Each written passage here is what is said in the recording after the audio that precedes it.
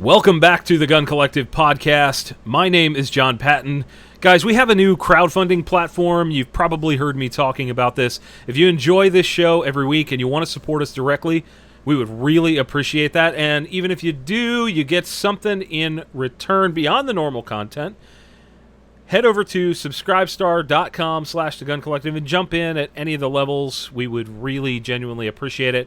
We went through some BS with a different platform, and now Subscribestar is going to be our new home. That's subscribestar.com/theguncollective. Also want to take a minute to mention a big-time supporter of the Gun Collective, Vertex. I'm actually using their Ready Pack 2.0 as my EDC bag. I love what they do. I love their bags. And guess what? Vertex, they've done something pretty big for you guys out there listening and watching. If you head over to vertex.com and use the code TGC, you'll get 25% off your entire order. That's a quarter of the price gone. That's TGC at vertx.com.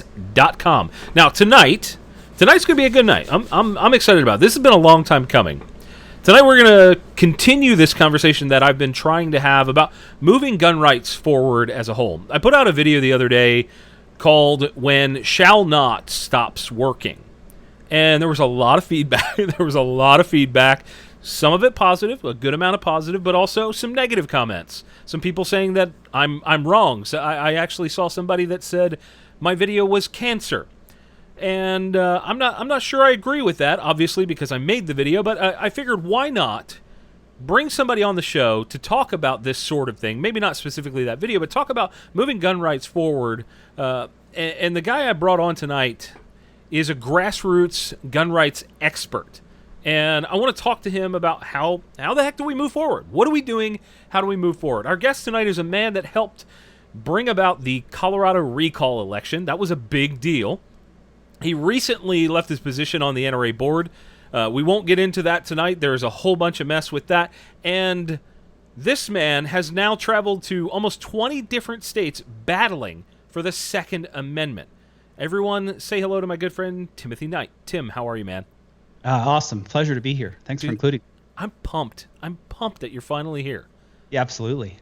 Yeah, you and I have been talking for years now, off and on, and I think there are a lot of people who are going to want to know who you are and what you do. So in the opening there, I mentioned that you have now traveled to almost 20 different states. Yep. What are you doing? I'm showing people how to participate in the process. Okay, that's fantastic. The process is a lot more personal than being a clickivist. Social media is awesome. I'm a huge fan. I am. That's how we get the word out. But knocking on doors and making phone calls. Knocking on doors is perhaps the most awkward type of politics possible. And are you talking about like going around and being like, have I told you about our Lord and Savior, the Second Amendment? Yep. Okay. And that you need to go to the polls. Now, some of that is with generated data. So I'm not generally knocking on doors that would be hostile. We have either GOP data or other data, and we're mostly getting it right. We're reminding people, hey, look, it's important. You got to get out. But that list often includes people who support the Second Amendment who may not be a conservative. They might also be labeled a Democrat, which is fine. Okay, the Second Amendment and the Constitution belongs to everybody. That's right. So we're knocking on their doors too. And what we learned in the 2013 recalls is that the middle is where we need to be talking. We need to be talking to the people in the political middle, because we hear the conversations about the right will do this and the left will do that. It's the middle. When we looked at our voting our data, the middle is where we want it. The middle is who we need to be communicating to. And in the gun rights world, who is the middle? The middle are the people who don't have an opinion at all, or don't have an education at all, or either perhaps have a somewhat negative experience and they don't know what to do. That is how the conversation changes. Sure. It's very, very hard to do it, though, but it has to be done. I'm a huge fan, as we talked about, of associating, belonging to groups. That's great. but it's an individual right, which means we individually have to be involved. And I get the same concerns, the same arguments. I don't have the time. I can't do this. I got it. I have seen, and if you scroll through the comments on that video I was mentioning, there are a lot of, for lack of a better term, excuses as to why somebody has not participated. I often try to ask the audience, what have you done lately to support the Second Amendment? Because people put a lot of weight on our shoulders. They say, what have you done? What have you done? Yep. Well, wait a second. We all have to be doing something. It's not just me. TGC has a role. We absolutely have a role, but I think putting all the weight on somebody that has a slightly larger voice than most, I think that's doing a disservice to us all. Now, I want to back up the train a little bit because we've got a while to talk tonight. So you've been to how many states was it exactly? You said 18 or 19? 19. Yeah. Okay. Where have you been? Let's talk about that. Where have you been going? Like, what in the last few weeks? Where have you been? Last few weeks, I've been to North Carolina. Okay. Tied up here with some other issues, but North Carolina recently, and I'll be in North Carolina again this weekend, and I will be in Virginia the following weekend. So, are you going to the state, houses and the official government buildings, and is that where you're doing the knocking? I mean, you kind of insinuated you're going door to door, but walk us through it. I want to understand. Sure. Sometimes I talk on state capitol steps. I haven't been doing as much of that recently. Like back in 2014, I, hooked up with the guys in a group in Connecticut, and we talked on the Capitol steps and did a rally. We do rallies, but usually it's going and teaching people how to engage. So, a good example would be the best one. Last year, I went up to Missouri and got some data and worked with some volunteers, and we spent time teaching people how to knock on doors. Here's your script, here's what you should say, here's how you can connect with people. And that is what I generally tend to do, they say, well, why are you here? And my previous role as an NRA director, people are like, well, you're an NRA director, why are you here? Well, I work for you. I was elected by gun owners, and I work for gun owners. So that would be my engagement. That's what I'm doing, is I'm going to work with my boss. My boss was the 5 million members of the NRA, or gun owners at large, and connecting that. Sometimes it's just 3 guys in a room, but sometimes it's hundreds of people. It's just taking that personal connection. I can't say I do grassroots unless I'm out doing grassroots. So that's what I do. I think maybe you and I at some point need to sit down and come up with a less than 10-minute way to educate people on that very topic. Give them a script, and because that is one of the number one questions I get when we're out here. I'm always saying get involved, and the question I get in return that I don't necessarily always have the best answer to is how. What do I do? Yeah. And I think finding ways to put actions or words into action, something of that sort. I think that would be a fantastic thing. So you're traveling all around. You're going to North Carolina and Virginia. What you paused on North Carolina? What's happening there? Is there something that I'm not aware of happening? Not now, but in 2020 it will be a battleground state. Really? I had heard also somebody said that Pennsylvania is going to be a Second Amendment ground, which is really uncomfortable for me. Being that for those out there listening that don't know, TGC is based out of Pennsylvania, and our current governor is not gun friendly. No, that's the nicest way to put it. He's not gun friendly. So it's curious. So what is happening in North Carolina when you're down there? What are you attempting to do? Really, at this point, it's make relationships with people that are there, so that when the time comes for election season, that they know me, they trust me, we spend time together, we have conversations. It's making the long-term relationships. You can't just show up and go, hi, I'm here. So a good example of this is in 2016, I knew that Maine splits their electoral votes. It's the only state, I believe, that can split its electoral vote down the middle of the state.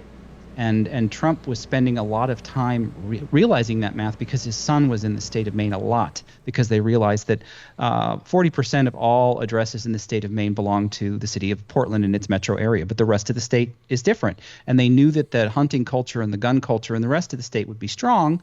So he spent knowing that one electoral vote or gambling to make sure that one electoral vote was going to be a thing. Me realizing that it could really come down to that, I reached out to the Sportsmen's Alliance of Maine up there, made some calls, got to know the staff, spent the time, created the relationship. And then when I went and showed up and said, okay, I'm here, let's help, let's push in some signs, let's go to gun stores, let's talk to gun owners, the relationship was established. So when I set there's a map in my war room of states, and I will begin to create relationships a year or two before I go, so that when I go, I'm effective when I'm there. And wow. They say that, so I have to think that far out. Talk about putting in the groundwork. I also want to make a point here. We've talked about Tim's former role at a large association, but I think it's very important to note that you're bankrolling this yourself. Yeah, I'm blessed to be able to serve without any kind of pay. Directors of the National Rifle Association, on the whole, are not paid. They are reimbursed for travel and hotels. For the most part. Some people would argue differently. Well, I can only speak for myself. Sure. And of course, I can read. But when I would travel, I would do so on my own dime. I didn't take any reimbursement from the NRA. I was blessed that I didn't need to. There are many directors that could not do that, pay for the hotels and the travel, sure, which is fine. Sure. I mean, they are elected by the members for that. But I was blessed and worked hard, so I don't have to do that. So all of the travel since 2013 to run for the board and going out and helping people has always been on my dime. That was really important to me, because people would say, well, you're here for whatever reason. I'm like, I'm here because I want to be here. Nobody's paying me to be here, and I'm going to stand with you. And that hopefully reverberated with a lot of people, because not everyone can do that. But if that makes it more genuine, okay, thrilled to do it. I think what's really interesting and really good for our community, and hopefully the viewers and listeners are understanding this, is you're leading by example in a lot of ways. It's not easy for the average gun guy to do what you do. That is, we're not going to pretend like the average gun guy can travel around to 18, 19 states in a lifetime, let alone a year. Right.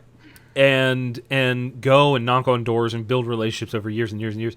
So it's good that you are able to do this and sort of lead from the front, is one of my favorite phrases right now. I also think that it sets an example for the people out there that have these excuses that we were talking about. The most common one that I see is, we don't go to rallies because Republicans and conservatives work for a living. Guess what? Democrats do too. Everybody has to work. So I feel like that's a cop-out, and I want to know what you would say to somebody that makes that excuse. You have to make the time. One of my favorite quotes, and it's misattributed, so I can't tell you who actually said it, but eternal vigilance is the price of liberty. It's written on the National Archives outside where the Constitution is kept. I heard the Dalai Lama made that quote. Could be. Could be. Sometimes it's attributed to Thomas Jefferson, but we'll spread it around. I'm okay with that. Yeah.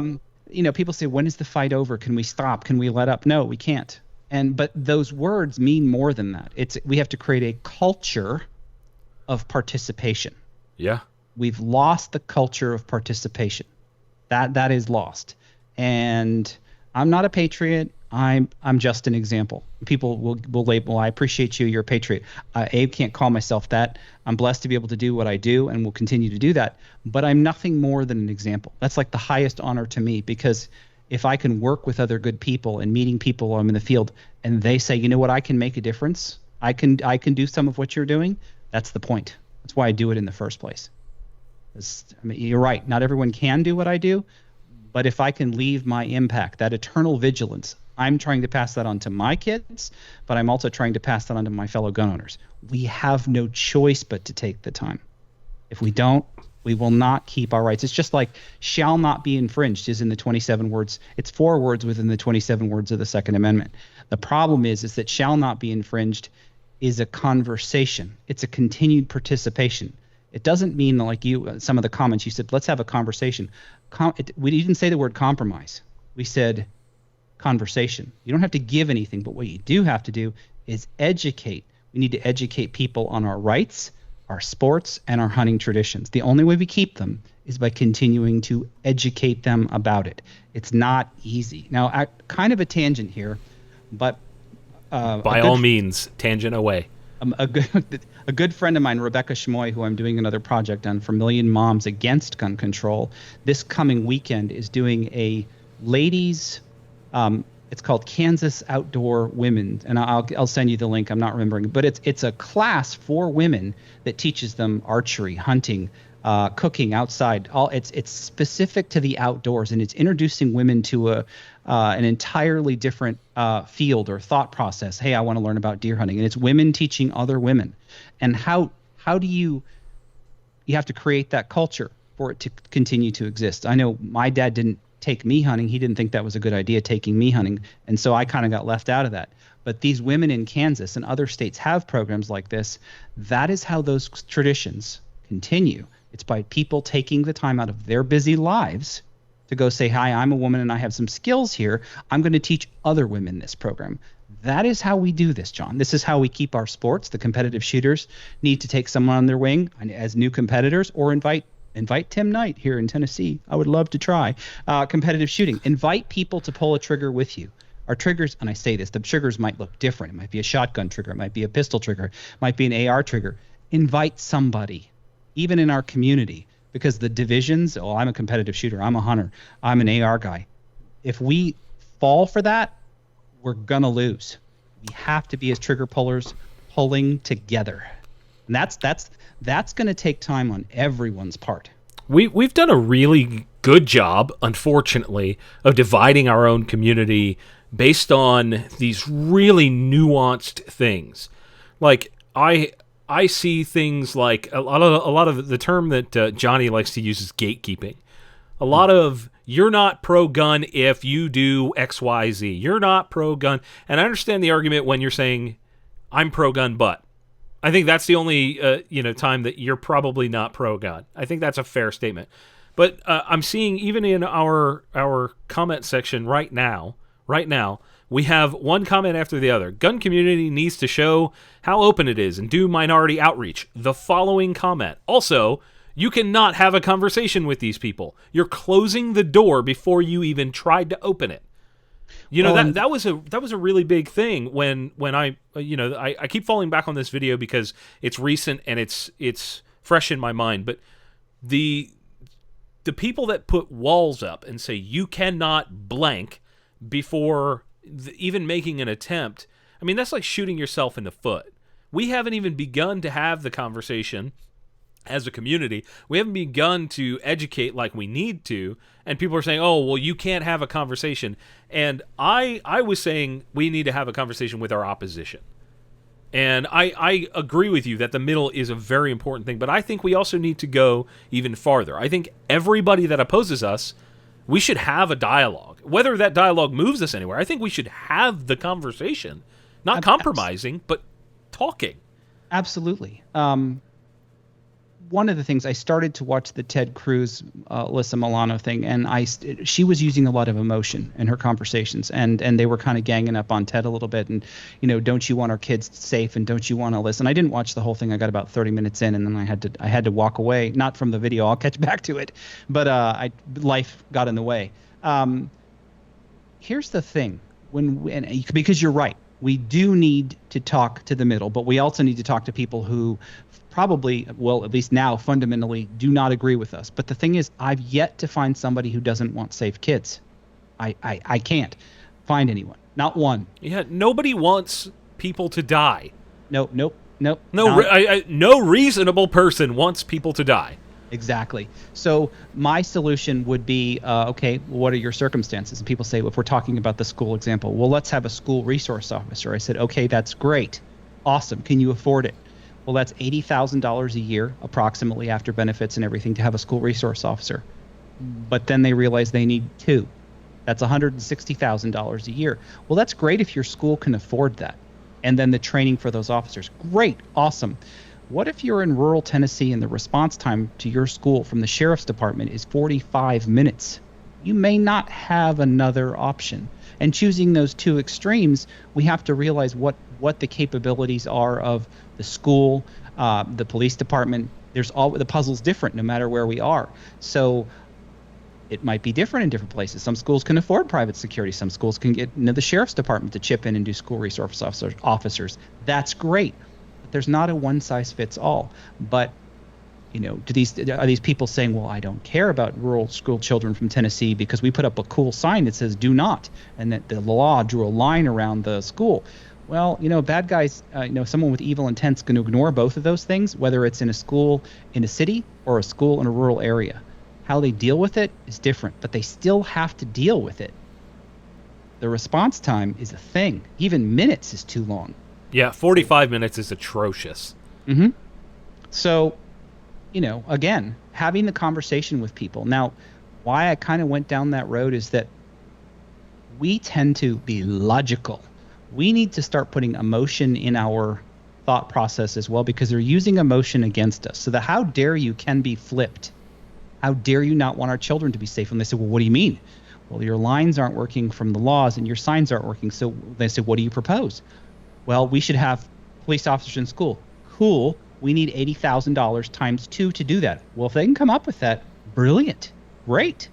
But if they can't, well, then what else are you proposing to do? Well, how dare you not want our kids to be unsafe? We need to start adding some emotion in with the logic. I'm not saying get carried away, but how dare you not want our children to be safe? Or how dare you not let someone protect themselves? That needs to be turned around. It has to, because there literally is a mom's demand, or it was maybe a mayor's for responsible gun ownership or something created by Bloomberg. They have a manual, and that manual shows and talks to them about how to disassemble our talking points with emotions. So we need to use the emotions back and then back those emotions with facts. That's how it has to happen. Because if we want to talk to the other side, they're already tuning us out. So we need to use a little bit of emotion on them. How dare you? Right back at you. So let me pose this question to you, and this is me asking you for advice on this, because I don't know that I'm doing the best job that I can in educating our own community. And what I mean by that is I was met with a lot of, you can't use emotion, F that, I'm going to just wait, Molan Labe, come get my guns, that sort of thing. And I want to try and understand what you would do, at least in this theoretical scenario, to enthuse and educate our own people to a point where they feel comfortable talking. One of the things, and this is related here, so one of the things that a lot of people will say is, we need to stop having conversations. You're not going to have a conversation with somebody that doesn't want to listen. You're not going to have that conversation. You can't. And they'll also follow that with, we need action, not conversation. I said, well, what do you do for action? Well, we need to repeal laws. We need to do this, do that. And then I say, how do you get that done? By talking to people. People forget that you literally have to have a physical conversation with another human being to move forward. So what do you think we could be doing? What could I be doing to help educate the TGC audience, and for those listening now, educate their friends, siblings, parents, whatever, anybody in your family, your friends? How could we as a community get stronger and understand this incorporation of emotion with logic? Sure. First of all, the answer that you want is not an easy one. It is a difficult one, because it's not, hey, tomorrow we can flip a switch and it's fixed. It's that, okay, Tim's going to go to another state. I figure out the state a year before I'm going to go. You have to start somewhere. You need to start making relationships. One of the easier things to do is make that try and create a new shooter, as they say. Take someone to the range, start doing this, start doing that, start creating momentum, start talking to people. That is how you start. Now, how do you get to knocking on doors? How do you do those things? You're going to have to find a good group in your state or a good national group that is doing these things, and you're going to have to learn from others. Part of why we're where we are now is because, and I was firmly in this camp. I just want to be left alone. I'm going to wait. I'm good. I'm going to wait. The problem is that we wanted to be left alone for so long that we got all this. And I'm just as guilty of it. Because in 2013, I had recently moved my family from South Carolina to Colorado and was getting ready to start a business and employ people. And all of a sudden, Colorado laws went wacko. And, Joe Biden made a call, and there were going to be magazine bans, which we got and kept. There were going to be liability stuff where you could sue the gun manufacturer, and universal background checks, which Colorado is still saddled with. But what we were able to do was fire the politicians, the president of the Colorado Senate, and they left gun stuff alone for years because of it. That is how we have to engage. Nobody gave me a manual, and that's what I'm telling you we can't do. Although I am now working on a manual of sorts with several people on how to do certain things in citizen engagement. When I'm ready to announce that, I certainly will, and I'll do it here too. Yeah. But what you're asking for is the knocking part. The engagement part. Even beyond, even simpler than that, how do we communicate to our people that this needs to happen? Because I mean, I can't tell you how much they push back. There are so many folks that think, I mean, Christ, some of them are suggesting a war. I mean, that's absurd to me. No, I said that in the video. I said, do you realize that war on United States soil would literally bring this country to its knees? It would collapse the U.S. and people are suggesting that as an alternative to attempting to have a conversation. And this is what I want to push past that. I want to get to these people and say, look, that's not a reasonable option here. No, it's not. And nobody wants that. Nobody. If you're asking for that. And no, I get that people see it. I get that they see it's a lack of citizen engagement. That is the part. And you're saying, well, yeah, we know that part. How do we move forward? I don't know how to tell people to move forward other than step forward and say, pick me. I'm ready to help. Folks, we cannot, no longer can we sit aside and just wait it out. Doesn't work that way. Again, I was guilty of that. No one gave me an owner's manual forward. And John, we can certainly work on the short video on how people go. Yeah, absolutely. And talking points I'll be honored to do that with you. That would be really cool. And those folks that are in Virginia this year can go practice because there's an off-year election in Virginia. So we can even have a little experiment. The Virginia experiment. We'll do it. But that's what's going to have to take is I'm going to have to dedicate a little bit of my time, whether it's teaching youth. We need to start in areas that are comfortable for us first. This is not a short game. Unfortunately, we're pretty far into the game, but this is not a short game. We can't just flip that switch tomorrow. It's start doing stuff you're comfortable with, start taking people to the range, start teaching youth, start having conversations with coworkers. That can be tricky. I get it, depending on where you live. Find people who are in the middle. You have to do that because when you find people in the middle, what you may do is drag people to either I see your point or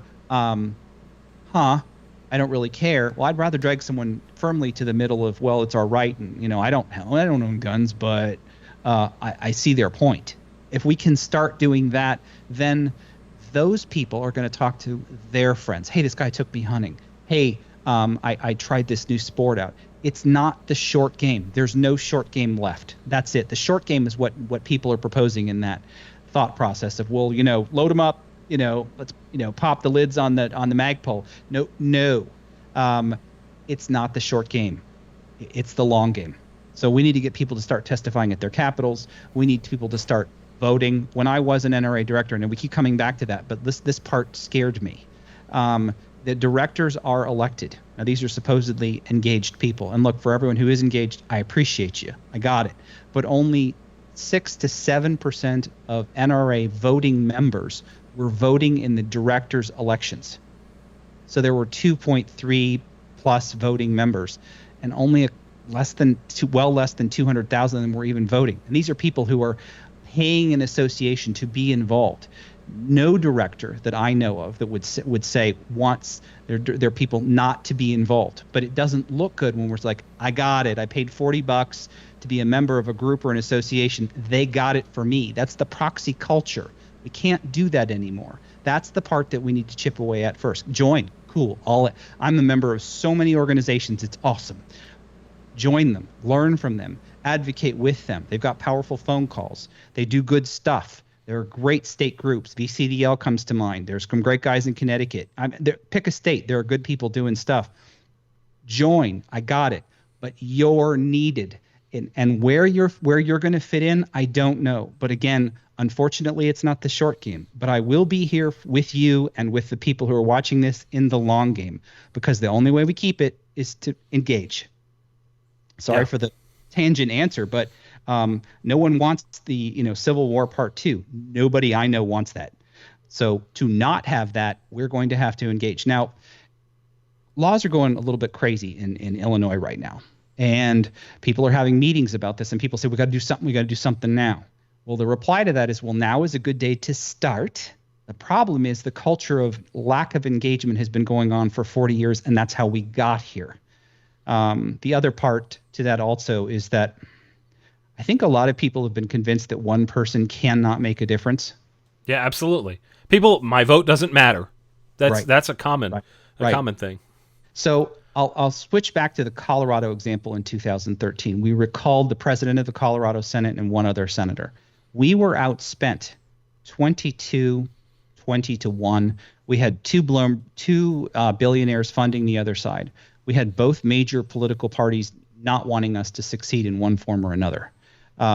We had both President Obama and President Clinton's ground teams doing grassroots against us, and we won both of those elections. So we won twice in one day against those people because we didn't know what we were doing, and we just charge straight in. But what we also did was we had focused passion, but we also said, okay, I'm here. What can I do? How can I make a difference? I don't need everyone to go start a recall election. What we need them to do is just to say, I'm going to engage. I'm going to start asking, how can I help? Not, I paid my $40 and I'm good. The $40 is appreciated. Do it. But the personal engagement, the time, it must do it. And here's the thing. I'm not asking anyone to do something I'm not already doing. And you know what? It's fair. What we'll do in 2020 is I will come up and we'll spend a week in Pennsylvania. We'll do grassroots politics. You and me will go out and we'll go do it. I think that'd be fantastic. Because we could probably assemble a team here to do some serious stuff. And I would love, I mean, Adam's here. I'm here. We've got Genevieve's here. We've got a really strong team just within the walls of TGC, and there are a lot of good people up here that we could put together. I do want to take a second. It is about halfway through the show, and as always, I have to thank the people that support us. If you are enjoying this conversation, you think this might be worth throwing $1 or $2 in our direction, check out subscribestar.com/The Gun Collective. There's a link in the description of all of our videos. Check that out. Also, use the code TGC over at vertex.com to get a quarter of the price tag off the top. TGC at vertex.com. We have a super chat here from Crazy Ivan 2X, always supporting us. He said, war, not good. We would be invaded by foreign power. So he's suggesting that if we had a war, we would be so weak that people could just invade. And I don't know if that's true. I don't care to hurt my brain thinking about how bad that would actually get. But there's this talk, right? There's this talk of being engaged. Like you were just talking about, just do something. And I think that perhaps is one of our biggest downfalls is I want to, as a gun owner, so many folks fall into, I want to just give my money and let somebody else do it. I will give you a prime example. When the NRA started collapsing in on itself, when all of this stuff started coming down, when some of the larger social media voices started pulling the plug on their involvement with the NRA, rightfully so, in my opinion. I'm not going to bother you with diving down that road, but what I want to talk about is the fact that people were literally saying, F this big organization for not doing something. Let's just switch our money to this other organization. It's like, wait a second. We literally just, it's like you leave a funeral just to go to another potential funeral. And I'm not saying these organizations are bad. I think they have their role. But in order to truly move us forward, we need to take these rights and this concept of personal responsibility on our own shoulders. Mm-hmm. I mean, there were people, hundreds and hundreds and hundreds of people.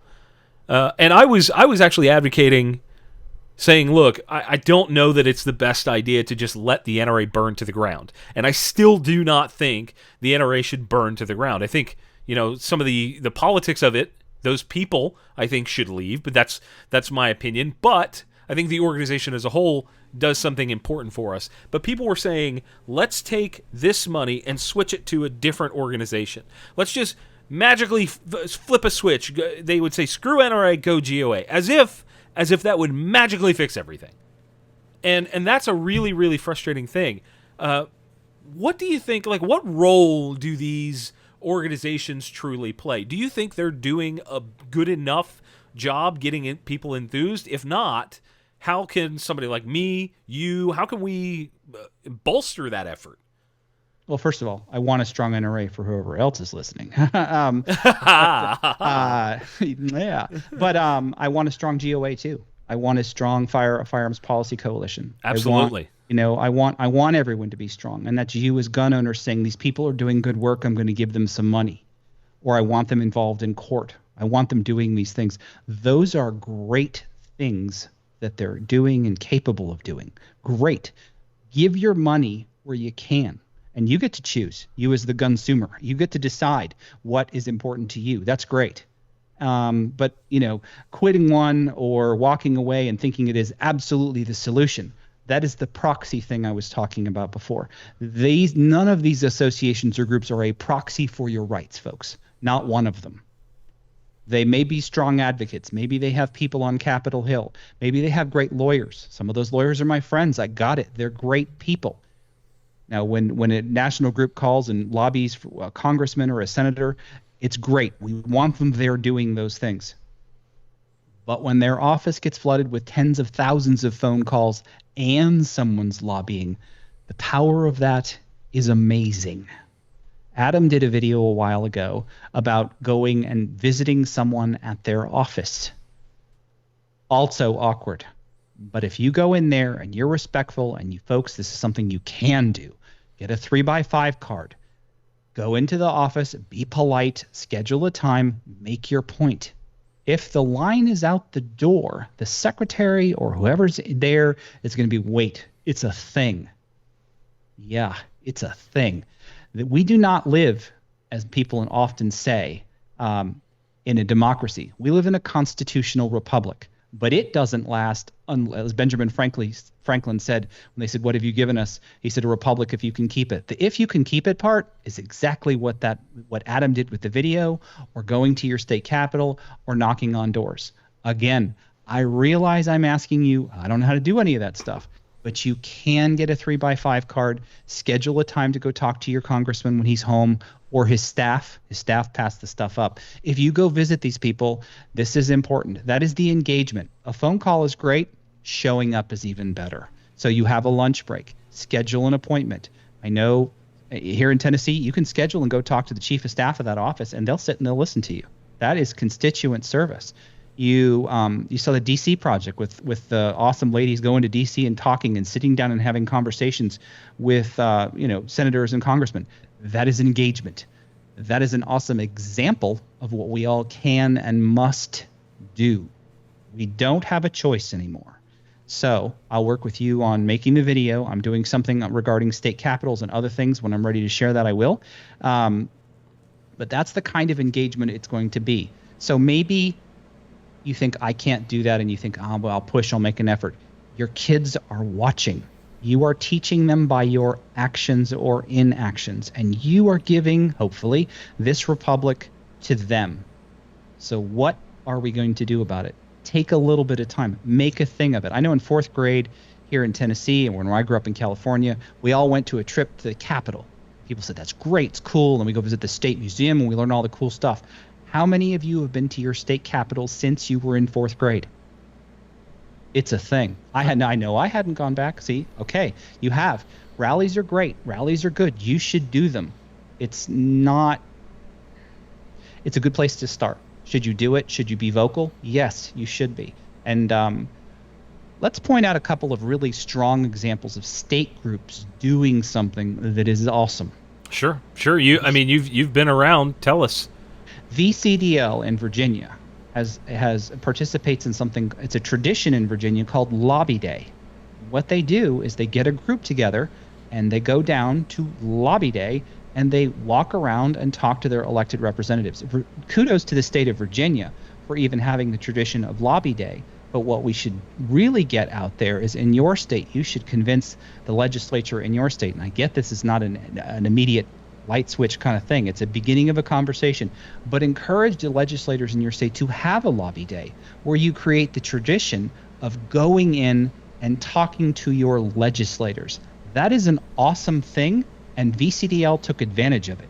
And they said, look, they're having this Lobby Day thing, so we're going to get some people down there and be polite, but go talk to them and remind them of their gun rights. VCDL is very, very good at it, and it is one of the most awesome examples of a state group getting involved and encouraging people to go participate this and making a big deal about Lobby Day so that the legislators are reminded, hey, this is something and our constituents are using it, so we're going to keep doing it. Yeah. That is a huge one right there. More legislatures need to be doing that.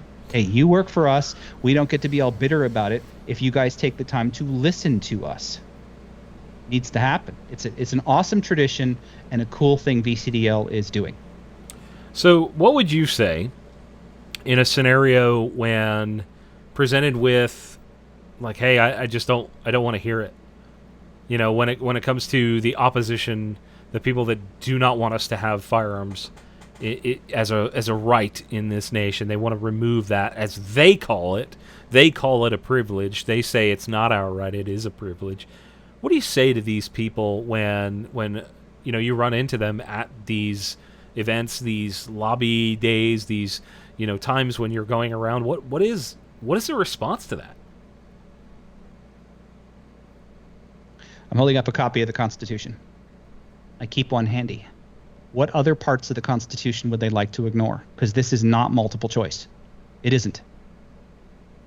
So when they say, well, you shouldn't have that, okay, what else don't you want to have? Do you understand the slippery slope here? I mean, I'm not telling you this, but I offer them a copy of the Constitution. I said, I'm not trying to go constitutional law on you, but what I'm reminding you is that this was written in here for a reason, and you may not necessarily understand that, and you may not like it. But when we lose one, specifically the Second Amendment in this case, all of the other things you may care about in this document may not exist in 40 years. Well, I hadn't thought about it that way. Or I'm willing to compromise a little bit. Okay, again, I'm going to ask you, get your highlighter out and tell me what gets to be the number two thing that you would remove from here, because this is not multiple choice. It isn't. Now, we can come to an understanding here as to, you may not like this, and people say, well, you shouldn't have nuclear bombs and bazookas and whatever. Well, it says bearable arms. You can carry it. We're not saying you can have tanks as a constitutional right, although I really like tanks. Tanks are great. Tanks are great. I'm a big fan, if I could afford it. But this is the thing where we ask them, is this multiple choice? Do you believe that we live in a constitutional republic? Did you like being a subject? We were subjects at one point. We were. It sucks to be a subject when you could have been a citizen, or when you were a citizen and now you're a subject. We've done this before. So I would then challenge them and say, well, I absolutely disagree with you. Well, this document is able to be modified, the Constitution I'm holding here. It's able to be modified. If you're really that passionate about it, why don't you see if you can share your story and go ahead and try and change it? Now, the cool part about that is that I think more people will come to the understanding of, hey, I actually don't like what you're trying to do because I might lose some of these other rights. And then, John, honestly, there are going to be people who simply aren't going to listen. Now, what you may have is people who walk away and maybe think about it or talk about it with their friends, because there are some people you simply are not going to change their mind right there. Or here's the other thing. This is a bit of a tangent, because people who know me, the Tim Squirrel tangents, and anyone who talks to me on the phone knows this. Volunteers. It's a different culture in politics. Now, people talk about, volunteers. On people who happen to disagree with our gun rights, there are, of course, some people who are very passionately against us and the Second Amendment. But more often than not, of course, I'm stating that I do realize there are people who are passionate that will stand up against us. But more often than not, they are paid to be there. This is a thing. Moms Demand flies people out of major metropolitan areas and puts people in T-shirts. They'll show up at legislatures. Now, folks, when people testify at legislatures and Moms Demand, they're unloading a bus a couple blocks away, giving people lunch. They get there early. They put on their orange shirts and sit in the front row. So you get there 20 minutes before, and you're wondering why all these shirts are there. Because they got there hours before and filled up the room with their shirts. You need to beat them there. You need to be there first. This is what they're doing. The volunteer culture, even in the Second Amendment, is mostly gone. Now people are even using the term volunteer, and they're paying them, which makes no sense to me at all. But even veterans groups do this that may be pro-Second Amendment. Conservative groups are paying their volunteers now. The people who want to take away our rights are paying their volunteers. So, folks, when I'm telling you you're needed because even the people who might agree with you, some of them are going to get a job to support something else or be involved with something else. And there are few people actually, and figuratively speaking, willing to grab the rifle and volunteer to hold the line. They're not there in the numbers you think they are. They aren't. Now, I have to say, in a lot of my travels, a lot of the people who are volunteering are strictly volunteers. Very rarely are they young people. They're usually older people, and Godspeed to them. I love them. They're great. They'll show up, they'll do it, they'll participate. They realize how important the Constitution is, and our republic is only kept through involvement. They understand that. They've lived the long life, and they know. But people 50 and under are not participating. They're just not. And that is where we're failing. This is so difficult for me, because while you're talking about all this, all I can think about is the mentality of this is not going to work. This is not going to work. Just I don't know where it stems from. It's happening in our comments right now. There's a guy who's been commenting the whole time about how you, Tim, are wrong, even though this is literally what you do. He's saying that you, in your experience and what you're telling us, is incorrect, even though you've literally experienced it. I think that's kind of frustrating that we are so focused on why somebody in our community is not good enough to be at the front, and why their efforts are not good enough that we don't often join in the efforts, right, and be an example. There are comments in here that say, you can't have that conversation. It doesn't go that way.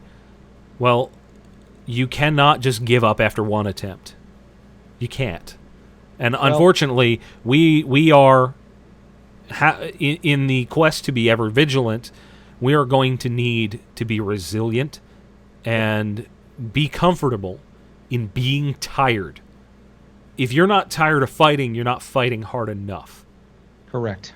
That's the unfortunate reality. There was a really, really good quote here. I'm going to put it up on the screen. This is from Shoe Soul, and he says, the gun community is lacking a strong leader to rally the troops. Majority of people aren't self-motivated. And right. I entirely agree with that, but I don't know where that leadership needs to come from. I don't know who that leader could be or should be. I often wonder to myself, could we have, as I call them, a Guntuber? Could we have somebody like that step into a role? And I most of my brain says no, because so many of us that are creating content are caught up in creating content. And I think who ends up in that role has to be more selfless. I think a lot of us gun tubers are very self-motivated to advance ourselves. Sure. And that's not saying it's wrong or bad or whatever. I just think that we need to have somebody that's truly selfless stepping up and being the leader. And, I want to ask your opinion on this. This is something that's coming to my mind here. So we have a bunch of social media personalities that are monstrous in audience size. Mm-hmm. And I'm talking several million people. And when we talk about gun rights, there is a group of folks that get very frustrated with these larger personalities. And I say larger, I mean not only like large personalities as in a kind of colloquialism, I mean they have a big audience. And they get very frustrated with these people for not being super, super vocal and super political to go along with that when it comes to gun rights. Would you say, in your personal opinion, that these people should be more involved in politics, or is it enough to, as I put it, normalize firearms to people that may not have any experience with them otherwise? What are your thoughts on that, the nuances of that? I think that's the start. I think that the normalization is the start. I mean, that's we're talking about where do we start? That's where we start, the normalization, the conversation. This is part of my life, whether it be your show or, gosh, I mean, most of the people you talk about, I know. They're doing their thing. They're engaging an audience. They have a power there, and I'm actually seeing some of them participating in this more. So I'm actually encouraged at the direction it's going. I am. And I may not agree with some of them in their thought processes. I clearly don't in every case, and I'm not even picking on anyone. But I'm liking the direction. I think I do. I want to go back to the gentleman who says I'm wrong. I may be wrong, folks, but I'm doing something. Suck on that. Oh my goodness.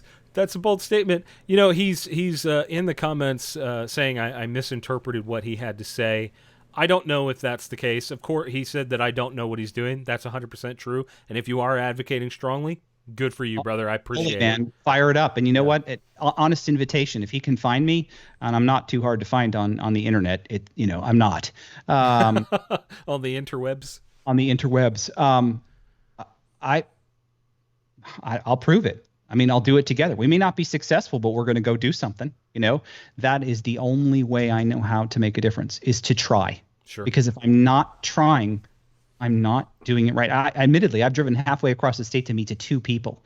Well, the cool part is that it actually made a difference. In 2015, another friend of mine in Ohio, Sean Maloney, another grassroots guy that I really trust, from Buckeye Firearms, past NRA board member himself, he and I got a recommendation to go to a corner store in the way at the edge of the Richmond, Virginia metropolitan area. And they said, well, you're going to meet with 8 people in this little tiny country store. So we sat down and got to meet them. We stood up and gave a presentation, why we're there, why the Virginia Senate was so important, why it was engaged, and kind of a version of what we're talking about now. Take that first step. We finished, and they said, hang out here for 15 minutes. They all got on their cell phones. And a couple guys whipped out their laptop, and one lady went and borrowed the house phone from the little country store and started talking. And we asked them, what were they doing? What would you do? He said, well, I reached out to my Marine Corps group. Well, how many people were in that? 2,000. I reached out to a prayer group. How many people were in that? 4,000. That's pollination. That's what we did. We pollinated it. That was the most amazing grassroots thing. We're like, okay, well, there's only 8 people here. Well, Sean, giddy up. We had to do it. And we did it. And it was great because then they told us the input they were getting back. And people were like, oh, I didn't remember it was election day, or you're right, I need to go vote, or I need to participate. Even that little push got just a few people to vote. And the Virginia State Senate was held by 1 pro-Second Amendment seat that year. And that was the one we were participating in. And I can't say we were necessarily responsible for that, but if we hadn't, I wouldn't have liked the math. So do something. And you may not think that a conversation with a coworker or inviting someone to do something is where you need to start, but do something. Talk to other people who ask your guys at the gun range, ask the guys at the gun store. You may get a whole bunch of doesn't matter, don't do it. Cool. Doesn't matter and don't do it leads to the wrong place. And the wrong place is doing nothing. Doing something, anything is better than nothing. The proxies got to stop. Again, join, do it. I'm all in favor. But we have to engage. And I've said that like 15 times. It's that important. Now, look, I'm dyslexic. I'm not really supposed to be a public speaker. I'm not supposed to be doing a whole bunch of reading. I was a little kid. I was told I wouldn't do any of those things. I didn't have a choice. I got pushed over into the deep end, and I had to rise up and do it. We all have challenges in life. Some people don't like to public speak. Some people don't like to do things. Some people don't like to write. Folks, we all have to face what we are. As Clint Smith famously says, I'm wearing his hat, so I have to give him a little shout out. Practice what you suck at. If you're not good at something, talk to your friends and figure out little things you can do. Please go visit. So again, let's make short videos on how to go to a thing with a 3x5 card to talk to your person, or how to knock on doors. I'm knocking, so people are like, why is he holding his fist up? I'm knocking, or making the eye contact and shaking people's hands. When you take the time to even do that, and I realize there's a wall you're against, but the only way to erode the wall is with a tide. And the tide doesn't change slowly. We have to continue to hit the wall. We need to continue to engage. That's the only way, because they've got the wall up now. They're using emotions against us. And we all hurt, and we're all upset when we hear about these horrific things. Pick a city. We had one in Chattanooga here in 2015. It affected the community. Of course it does. How we deal with it, whether we're like, someone else has got this for me. No, they don't. They don't have this for you. They may have it with you, but they don't have it for you. That's I am so fortunate to have you as a friend. Not only that, but the gun community as a whole is fortunate enough to have you putting these words into our brains. Tim, I really I genuinely appreciate everything that you are doing, the efforts that you are putting forward. I think it's fantastic, and you're sitting here, we're talking through this, and the things that are running through my mind as a weirdo. I mean, I can't shut off. I'm thinking to myself, man, we should do a TGC range day and get a bunch of people together. We should do a TGC lobbying day. And the reason I slapped the brand on there is just because we have an audience. Sure. And I just, there's never going to be a time, I think, when I'm going to feel like we are doing enough. I don't know if that will ever be the case, if I'll feel like we are doing enough. But I think you're 100% spot on, but just do something. Right, we have to start somewhere. How do you eat an elephant? You use the old one bite at a time. We have to do something. Okay. Folks, trust me, I'm frustrated too. But the only way I had to fight the frustration is to engage. Now, look, I talked to John. I talked to tons of other friends that we have in common. But I spend most of my time on my phone. I spend most of my time right here on my phone, talking to people. I can't believe you called me back when I was a director. I can't believe you called me. I sent you an email and you called. Yeah, because the only way I know how to make that difference is to connect with people. And people say, well, Tim, you're just preaching to the choir. Right. I need the choir to sing. And if the choir's not going to do it. So, folks, that's what it is. We have to do our part. And if we do our part, people will hear it and start to change. But the change is, because look, I get it when people say, well, it's my right, pound sand, you can't have it. I get it's your right. I've been there, I'm with it. The problem is it's been eroded for so long. The only way we're going to get it back is to get it back by incrementalism in the other direction. That's the only way this works, because I agree with you. All those laws, they're unconstitutional. I get it. I can say no compromise, now give me money. I'm not going to do that.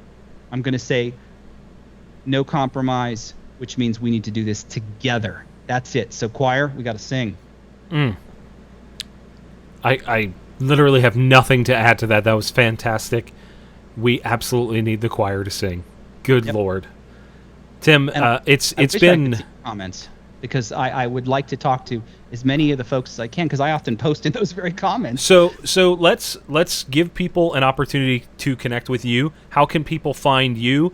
I know you're working on a new project. Do you want to share something about that? I'm going to wait until after the new year when it's up and Okay. people can dig into it a little bit. I am reachable on Instagram. It's my name, Timothy Knight USA.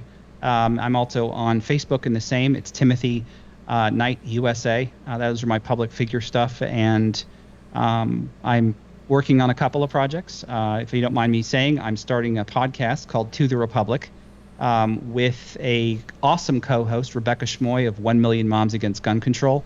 And she and I are interviewing just what you said at the beginning of the show, examples of people getting stuff done, innovators, educators, because we all, including me, I need to see examples of people making a difference. Maybe they invented something cool. Maybe they're doing something cool. Maybe they're engaging. I had a young gal, and it's an interview coming up. She's an unknown, but she sent me a letter as a director saying, I can't believe you talked to me. Well, I spent a month with her, talking to her on the phone, and I pointed out some stuff. She's 26 years old, and she used to be an avowed socialist, and she said, I got it wrong, and she is the most powerful person I know in her world, because she's 26 years old, and she's going to talk to other 26-year-old women to say, look, we got it wrong. She's an example, and we need to tell those stories. So that's what I'm doing there. I am really excited to hear that. I can't wait to hear more of the stories of these people that are having success and pushing back. You know, that was a core message that I have tried to convey, and it's refreshing to hear that you're doing your version of that. I'm really pumped about it. And guys, we will make sure to put links to Tim's contact info in the description of this video or podcast, however you consume this. Tim, is there anything else you want to add before we roll out tonight?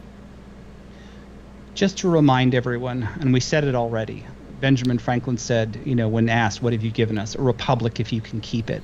Folks, don't fall for the we live in a democracy. We don't. Live in this republic only by the grace of us putting the time and effort in to keep it. And I can't do it without Jon, but I can't do it without other people engaged to make that slight difference. You get me on the phone, you talk, your audience are literally my fuel to continue to do this, because sometimes I have to slog through the yes, this is hard. Yes, this is unconstitutional. Yes, but when I find that example of that person who says, you know what, I can make a difference. Thank you for showing me. Thank you for encouraging me. That's how I'm paid here.